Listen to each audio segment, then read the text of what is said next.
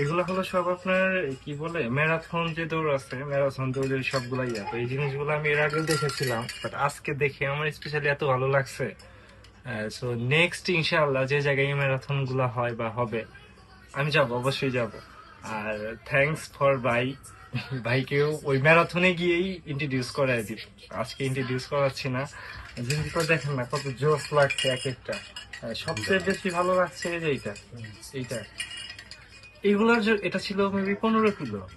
ভাই আপনি একটু পিছন থেকে কথা বলেন। আপনার সবচেয়ে কয় কিলো ছিল, হাইস্ট কত কিলো রান করছে? 21। 21 কিলো। নেক্সট কোথায় প্রোগ্রাম আছে ম্যারাথনে?